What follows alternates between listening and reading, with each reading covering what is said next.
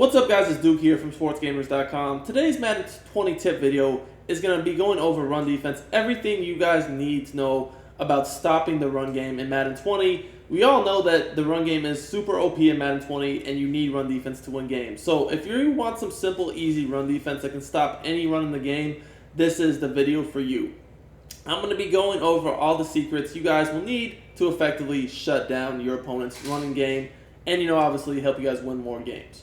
So before we get too far in the video, I just want to remind you guys to please hit the subscribe button in the corner of the video and turn your notifications on so you don't miss out on any of our great content when it goes live. And in the meantime, if you guys want even more Madden 20 premium content, members only exclusive content, you can check out sportsgamers.com for the best Madden 20 tips and ebooks. So I run the Jets playbook most of the time personally on defense, but what I'm going to show you, is definitely something you can do for many different playbooks. And I kind of want to first just go over the different types of defenses in the game, explain to you which ones are good for the run, which ones are not, get into the secrets of how I stop the run. So first, if we look at cover 3. To me, cover 3 is probably the worst run defense out there because, well, the deep zones, as you guys can see, they're not going to be playing the run, right? They're just not. Like, they are not in run fits, as you guys can see here. Neither the safety nor the two outside corners will even do anything to attempt to stop the run. So, as you guys can see here, really was no aggressive play by the corners or the safeties. They were pretty much just able to easily run right at us. And, that time we did get a shed. But, with cover 3, the front 7 will try to shed. But you'll notice that your secondary, like I said, the deep safety and the two outside corners, they're not really going to do much. You see how they just back up after the snap. They don't really do too much. So that's why I don't like cover 3. Now, cover 4 and cover 2 are a bit better, but, they just also have a little bit of problems with them too. So with cover 4, you're going to notice that, you will have those two safeties in the run fits for sure. Again, we picked the Cowboys just because they have the best run game on regs, probably. And you guys can see that the safeties will play the run. So cover 4 is a bit better. The problem with cover 4 is the outside corners, they don't play really the run. So you're coming into a similar situation where, you do have some decent run D out there, but still you have two players that aren't really doing much for you. So that's, cover 4 is not bad, but, it's not the greatest either.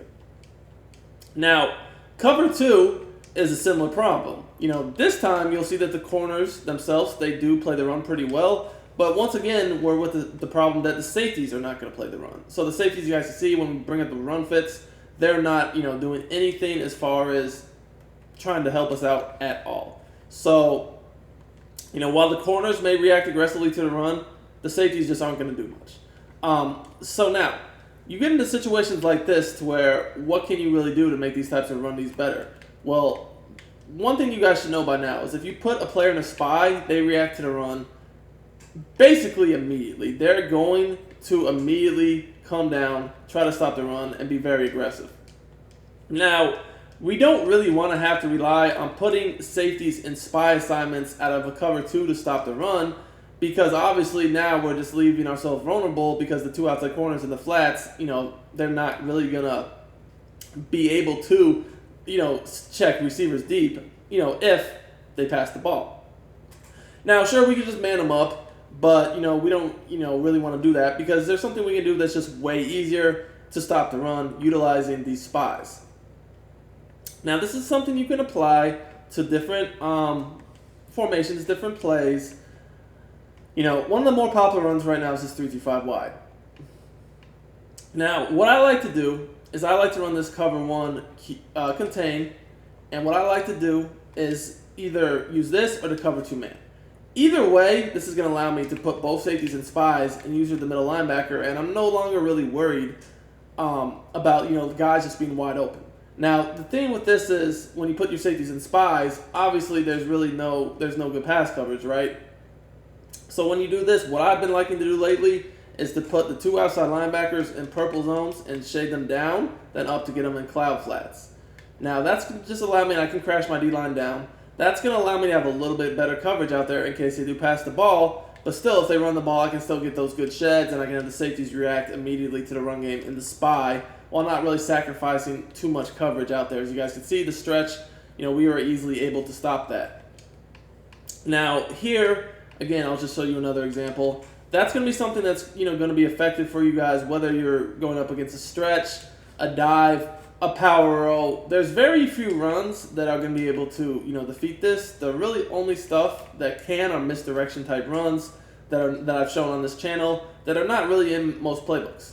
Now, obviously, you guys can see here, if they did pass the ball, the running back and this left tight end are not guarded, but generally speaking, I'm not too worried about that because I have 2 flats, and I can just go guard the tight end if I really need to.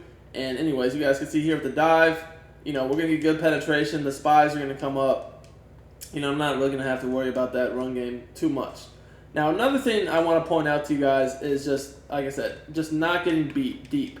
One of the best zones to make sure you don't get beat deep is a quarter, outside quarter. So if they just have that one receiver and we don't really want to even risk getting beat deep, I can playmaker him into an outside quarter zone by pressing YY on Xbox or triangle if I'm on PlayStation, and then hitting his icon, which here is X, and then left on the right analog stick to put him in that outside quarter zone, just like this.